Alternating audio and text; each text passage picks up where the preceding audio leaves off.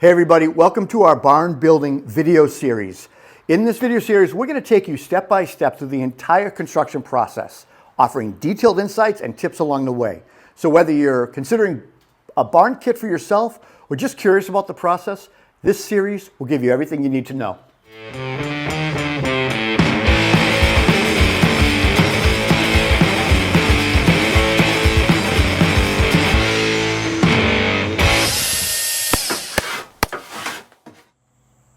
Hey everybody, we're back at our barn build. Jeff and I are here to talk to you about the exterior shell of the building. If you've been following the earlier videos that we've been doing, you'll know that there are two layers of siding on this building. The first layer, you can't see. You can see it from the inside only. Then we have 3 inches of poly insulation, approximately a 1-inch nailer, horizontal nailer, right? Yep.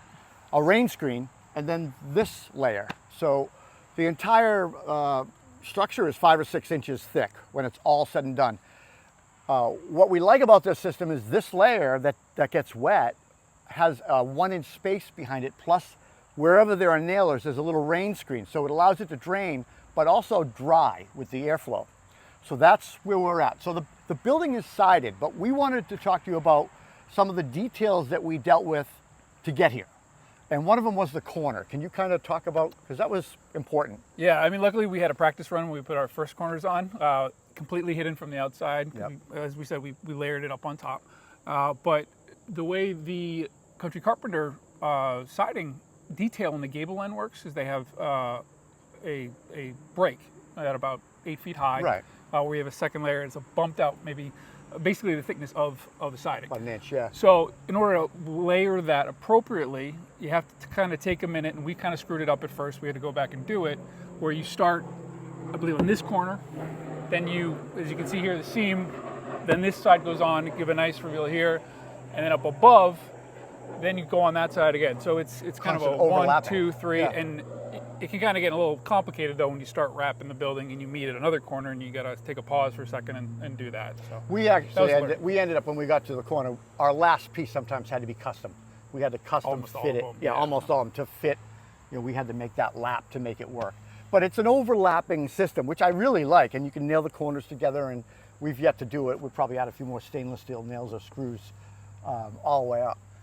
So that was kind of a challenging and kind of a cool detail that they come out with. And then everything else is just shiplap, and we face nailed it on our strapping. So it's 1, 2, 3, 4, 5 horizontal straps, and we nailed 2 to 3 nails on every board.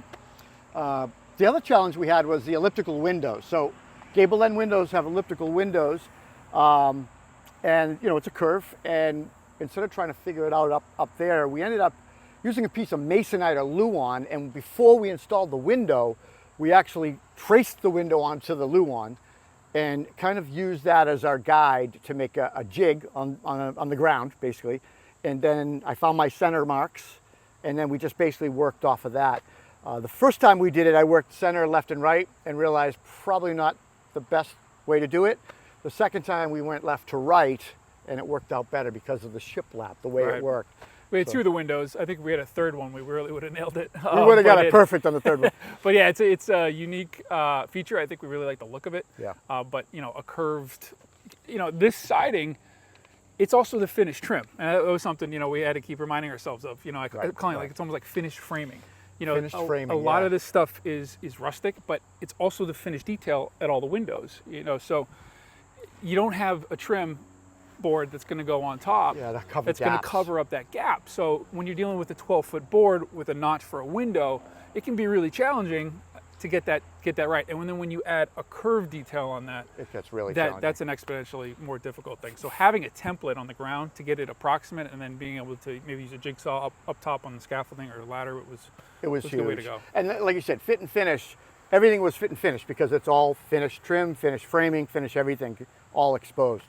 The other things that we did were, we haven't done it yet, but we ran our siding long. So we went with all long boards, right? With like, what were these? These are 12-footers? Yeah, for my kit, this was 12-foot boards on the front, and we just threw them up. We notched where we needed to, but we just ran them long. And then on the other side, you actually have 16-foot boards that you cut in half, and you pair it, you know, up on the top. Yeah, 8 and 8. So we'll end up snapping a line all the way around. We'll figure out where our elevation or our line is. Maybe we go off the doors. Maybe we go higher or lower than the doors. I don't know yet. We'll snap a line and we'll end up cutting that. Yeah. And then tell me about that stuff you have to treat the end grain. Yeah, so this build, we talked, my gripes about the historic district was they wanted it to be sort of a weathered look. I like the look, but from a maintenance point of view, it's an absolute nightmare. And whether you're painting it or leaving it weathered, you have to treat the end grains. And the exposed end grains, the most important ones are actually going to be on the bottom. That's where it's going to get, right. Especially here where we have snow and we have rain splatter and everything. When we cut those lines, we will then seal them. And I was using a anchor seal product, and from looking at it, it's basically an oil and wax feature. It looks and feels very similar to wood glue. It kind of dries like it. That's interesting. So it just seals that end grain from sucking up moisture. You got to be very careful, otherwise, because it does leave a little yellowish tint. So just trying to get just the end grain and not over the top. But we got to do the same. Right? Yeah, and we did the same with the first layer before we did that. Right. I could do that a little more liberally because you couldn't see it up on the dormer. We did that as well, and then a lot of other areas we just had to really think about our weatherproofing and thinking like a raindrop. Think like a raindrop. So on the dormer, we also we were about 1.5 inches, 2 inches up off the roof line to give that room for snow melt, rain, splatter, whatever, just to try to get that airflow. Because the more you're off the roof, the more likely, the longer the siding will last, right? And less likely I want to go up there. And less likely anybody goes up there, right? Sure. From that point, we moved on to, once we finished our siding, we moved on to the doors. So your plan was, and we've got like the main doors that you've got up right now, they're insulated. Yeah, the plan did not call for insulated doors. I mean, we spent so much time insulating this barn and getting everything weather tight. And I have 9-foot sliding barn doors. So there's a joke about it. I mean, I go, well, that's useless, in a way, as far as, kind of try to leak create like a sieve. Yeah. What I did was I took the existing design for the sliding barn doors. It's board and batten style, very straightforward and simple. But then I wanted to add an insulation core, and our local store, our local yard, actually had another Seeker product. Their 1-inch, I forget the name of it, but we'll put it on the screen. Solid. I layered that down. I put the first layer of shiplap down, or I think it was tongue and groove actually. Then I put the foam board down, and then I put what basically the plans called for another layer of that tongue and groove, and then our battens, and it's sort of an H. It's an H pattern on the hangings. On these doors right here, it's a Z pattern. Oh, it's an H pattern on the main doors. Z pattern on the hinges. because you're hanging from above. Right. Yeah, when you're doing the side hinges, you need to have that Z framing. The Z pattern for the sagging. So that's interesting. What's the plan for the hinge doors? That I have them hung. They're the traditional style design that they have. I believe we're just going to insulate. We're going to find out. They're a little more tricky with a swinging door. You got to be careful about the depths of the door to give the clearance to open. So I kind of wanted to work backwards with that. We're gonna insulate it, same product, but in place. Yeah, insulate it in place instead of where the other one I had to do. And I also had to come up with a picture frame sort of around the side. So, well, you had to hide the edge. Yeah, you can see that. I had to hide that. Otherwise, you'd see that layer of How heavy is siding. one of those doors? It's heavy. Couple hundred pounds? It's 300 pounds? I don't know. It's probably like 200 something. Yeah, it's probably like 200 pounds. That brings me to another point is it's got this massive girder or timber on top where you have a hanger, but we also had to put a big nailer blocking inside the frame to support that. Yeah, right? that nailer up there is actually secured with 10-inch timber locks, and that is carried all the way through multiple 2x10s framings all the way back to I think it was a 6-inch girt or whatever we did. Timber frame girt that hangs on the inside. Probably show a picture of that. Yeah. So everything that was on the inside, you kind of have to carry all the way on the outside. Way out through. Right. Hardware. So the Country Carpenter barn kit came with hardware. Some you're going to use and some you're not. But we ended up using the hanging sliding front door. Yeah. And you ended up using the hinges. I call them strap hinges for lack of a better word. Yeah, they call them pintles. Pintles, yeah, okay. Yeah. So the two side doors and then the single man door on the back will have a pintle hinge as well? Yeah, they do all their own hand forged they do? hinges there. Yeah, they have a blacksmith there that is, it looks like something out of, Plymouth Plantation. Wow. The guy's just actually, Well, that is cool. I think it's awesome. I think the look is cool. I think we should take a ride out there one of these days. And so I'm using as much as I can. They have a traditional oak latch, like sliding latch. Right. But it's a really big gap in the door, and trying to insulate it and trying to be really thoughtful about not letting so much space in through. So I'll probably try and modernize the actual door latch and so forth. Especially the main door that you use all the time, right? Absolutely. So we were talking about insulating these doors, and I think it's a must, right? Because you are going to condition the space. We have R20 in the walls. We get R50-ish in the roof. These are the weak link of the building.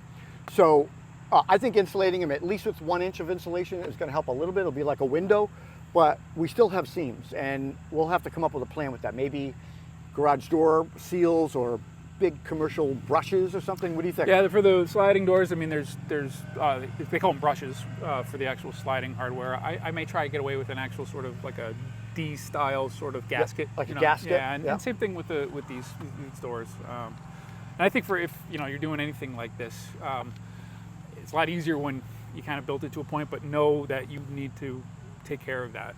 So I have some stuff that's only just tacked in place, like our until we figure out fitment and seams. So I noticed when I came up today, you actually noticed the different shading of the woods, right? So this has been up now for about a month, and it's patinaed almost a little yellow. It's going to work its way to gray. Yeah.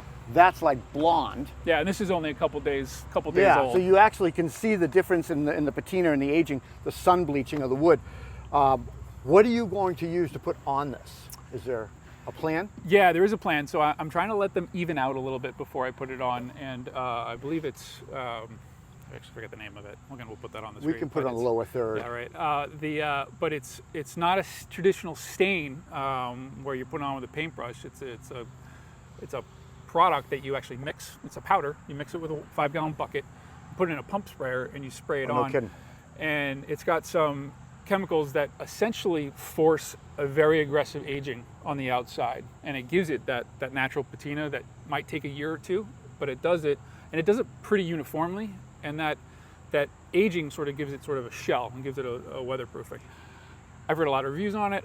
It seems to work. It seems to work. I'm going to find out for myself. So, I mean, you're spraying with a spray. I assume you could just saturate. Everything's got to get coated. Yeah, you saturate it, but the nice thing is you can actually get it on the windows, for example. So it's not a stain or a paint. You can spray it on the windows. You just wipe it off. Okay. So we'll see. We'll report back on that. And that's different from our endgrain stuff, because our endgrain stuff is kind of waxy. Yeah, and the endgrain is something you do. I mean, that's like it's a straw that you want to plug. Right. Basically. Absolutely. So I guess next steps for us would be we've got to seal the building, finish the doors, insulate them, but then we move inside, right? So we're gonna, the plan will be, obviously this will be graded and there'll be a patio in the back and all that stuff, and there'll be a ramp going up. But inside, you've got some plans to build out. We have our electricity now. Yeah, we're electrifying the building pretty much as we speak. And again, it's taking time with trying to hide wires, your work, and because all the wiring is exposed, so you got to be a little smart about exactly where you want it, and how you're going to put your switches, lights, and so forth. So I have plans to build a lot of boxes, soffits, and so forth to hide it. We have a ton of extra material from soffits would be a great way to do it. We could do soffits. You could also, we've talked about like iron pipe or something, make it look, I use the word steampunk look, but the iron pipe look to a fixture or something. I think soffits work. We do have the perimeter along the wall that we kept high. We can use that to get around the building, but the doors break them. Yep. So we got to figure out around doors and things like that. And then upstairs in the art studio, the craft studio, with the extra stock we have, we're thinking about doing some cabinetry, some built-ins, right? Maybe sink, some cabinets, a little fridge, mini fridge. What else you thinking? Yeah, that kind of stuff, and then maybe just some finished, maybe like little end tables kind of stuff, just places. It's going to be more of a lounge art studio. Right. Yeah, so we'll cover that. That'll be kind of fun, making furniture or built-in cabinetry with roughs on stuff. And then trim work, And trim work, right? We'll be trimming the elliptical window. That'll be fun. And then obviously we have to condition the space. So we'll probably do it with heat pump mini split with 2 heads. Exactly. Yeah. Exactly. That's the plan. So that's the next steps for the barn series. We're nearing to the end. There's probably maybe 2 or 3 videos left, maybe. It depends on what we get for content out of the built-ins and stuff, but it's been fun so far. It's a really nice kit. I want to reiterate that. Impressed with it, but it's been a lot of work at the same time. It's not an easy DIY kit for sure. No, and I think the insulating decision, it's more than double the work. More than double the work, right? 3 to 4 because you're doing this twice. Well, and there's multiple layers, so every time you go around the building, it ends up being 2 or 3 more times. Right. With the strapping and everything. But I'm glad we did it, because I think this will be a much more comfortable year-round building to work in. Absolutely. You know, you're going to have a workshop in the basement. There'll be an art studio above. I think it'll be good. All right. Well, thanks, guys. See you Thanks. next video.